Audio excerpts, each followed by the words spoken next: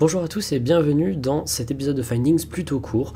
J'avais envie en fait de réaliser un épisode de Findings beaucoup plus posé que les derniers qui ont été quand même assez lourds en vous parlant d'une histoire très peu connue que j'ai trouvée sur Reddit et qui j'espère va vous plaire autant qu'elle m'a plu. Si j'en parle également c'est parce qu'il me manque beaucoup de pièces pour pouvoir parler globalement et de manière complète de cette histoire. Et donc cette vidéo est également un appel à l'aide pour que l'on puisse retrouver des informations qui ont été perdues au fil du temps. L'histoire d'aujourd'hui nous vient du RBI. Le RBI est une sorte de parodie du FBI, donc le Reddit Bureau of Investigation.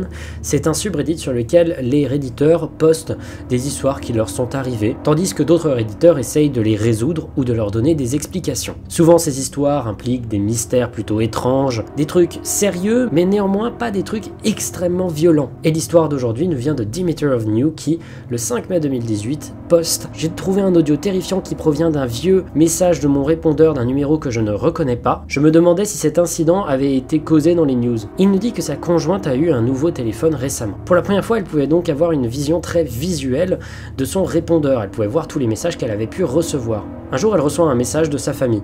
Et quand elle va le regarder, elle se rend compte qu'elle a plein d'autres messages auxquels elle n'a pas répondu. Donc elle se décide à les regarder un peu tous, elle tombe sur des trucs de sa famille, des histoires de collecteurs d'impôts, des histoires de dettes, etc. Mais elle tombe sur un message qui va la terrifier. Il aurait été envoyé à 4h38 le vendredi 9 juin 2017, donc déjà presque un an avant le post. L'enregistrement dure 3 minutes et c'est là que j'ai mon premier problème. J'ai un problème parce que le lien est mort. Le lien est à la base sur le site Vocaroo qui permet de mettre des enregistrements audio. Et tout ce que j'ai réussi à trouver, c'est un échantillon de à peu près 1 minute 30 qui provient d'une vidéo d'un youtubeur que je suis, Nexpo. Allez voir d'ailleurs ce qu'il fait, hein. Si vous connaissez les chaînes Nexpo, Scare Theater, vous devez savoir à peu près où je trouve beaucoup de mes sujets parfois. Je vous invite à aller voir cette chaîne, mais du coup c'est ici que j'ai trouvé l'échantillon le plus long de cet enregistrement audio, et c'est gênant parce que apparemment beaucoup de choses se passent dans cet enregistrement audio.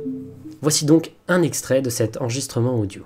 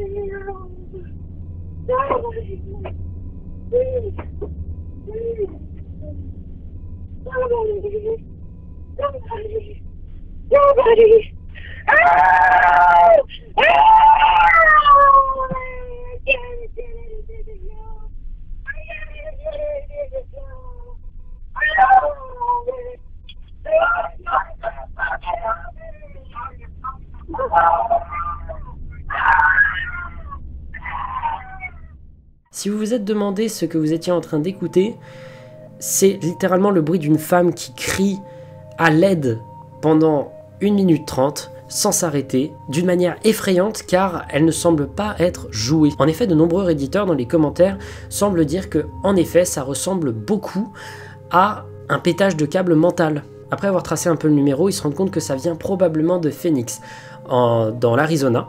L'utilisateur Dimeter of New a essayé plusieurs fois de le réappeler ce numéro, rien ne répondra. Il précise également que sa conjointe a eu son téléphone pendant 10 ans, la même carte SIM quoi, et que donc du coup ce message lui était forcément destiné. Alors avant qu'on arrive sur les théories de qu'est-ce qui a pu se passer, est-ce que ce serait pas un peu fake tout ça ? Eh ben, beaucoup de gens pensent que non. Je vais vous donner les arguments pour dire que c'est fake et les arguments pour dire que c'est vrai. D'abord pour dire que c'est vrai, Dimeter of New n'utilise pas un compte throwaway. Un compte throwaway, c'est un compte que l'on crée sur Reddit dans l'objectif de poster des informations compromettantes et pour qu'on ne puisse pas se faire repérer, par exemple par des membres de la famille, etc. L'objectif, c'est d'être vraiment anonyme en créant un compte qui va poster uniquement un post généralement un peu compromettants. Ici, on n'a pas d'utilisation de ThrowOS, qui annonce que c'est littéralement quelqu'un qui avait juste envie de parler de quelque chose qui lui est arrivé de manière sincère. Également, c'est posté dans le RBI, qui est un endroit où on parle souvent de choses vraies, pas comme le cas de l'autre post Reddit dont j'ai parlé, qui lui le postait dans NoSleep, qui est un IA fake. Je vais rajouter 2-3 infos en post.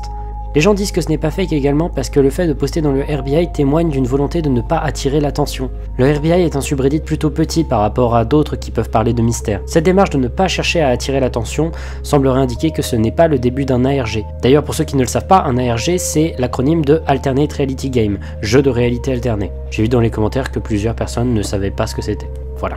Mais il y a quelques arguments pour dire en revanche que ça aurait pu être fake, c'est que le posteur n'a jamais reparlé de cette histoire après avoir fait le post. C'est comme s'il avait arrêté, il n'a plus jamais donné le moindre update, et maintenant ça fait une semaine que je lui ai envoyé un message, et il n'a toujours pas répondu. Le message c'était pour avoir l'enregistrement complet, parce que le fait que l'enregistrement se soit complètement supprimé est super compromettant, sachant que l'histoire n'est pas suffisamment connue pour que quelqu'un ait pu la reposter. Mais dans la possibilité que ce soit vrai, ce qui est probablement le cas, moi je dirais à peu près à 90% de chances que ce soit vrai, et dans ce cas-là c'est super grave. Il nous dit avoir contacté la police, parce qu'en effet si on fait des transcriptions de ce qui est dit, on peut entendre des choses vraiment horribles. Par traduction, on entend des « il essaye de me violer, quelqu'un m'aide, s'il vous plaît ». Un utilisateur a même fait une transcription entière du truc, il s'appelle Coconut Martini et franchement c'est assez stylé. Ça nous permet d'avoir à peu près une idée de ce qui a été raconté pendant les 3 minutes, et ce qui est très intéressant c'est que vers la fin de l'enregistrement apparemment on peut entendre des voix masculines, mais encore une fois dans la qualité que vous avez pu entendre, c'est-à-dire une qualité très moyenne. On peut entendre des « ne me faites pas de mal, ne me faites pas de mal, s'il vous plaît aidez-moi, je veux juste revenir à la maison », des cris tout le temps. Alors il y a plusieurs théories sur ce qui pourrait se passer. D'abord, il y a la théorie que c'est quelqu'un qui a eu un pétage de câble mental, qui sans faire exprès aurait appelé le numéro.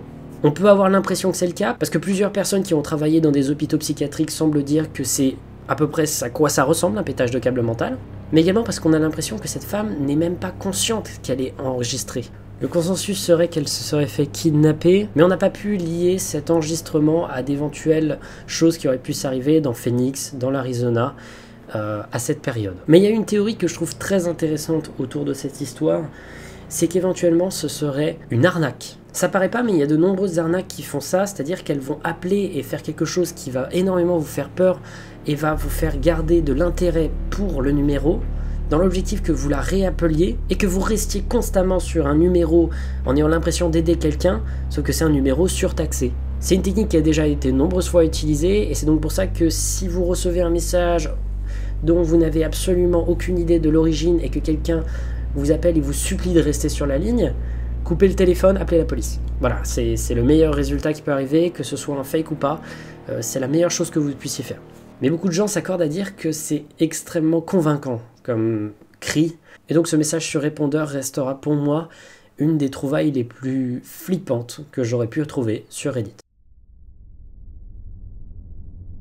Avant de vous quitter, j'aimerais vous faire écouter la fin de l'enregistrement. En effet, à la fin de l'enregistrement, j'ai bel et bien l'impression d'entendre une autre voix, en même temps que celle de la femme. Le petit échantillon de l'enregistrement que j'ai coupe à ce moment-là, mais j'entends clairement une autre voix, ou du moins quelque chose d'autre que la femme à ce moment-là. Quelque chose que l'on n'entend pas pendant la minute 30 précédente.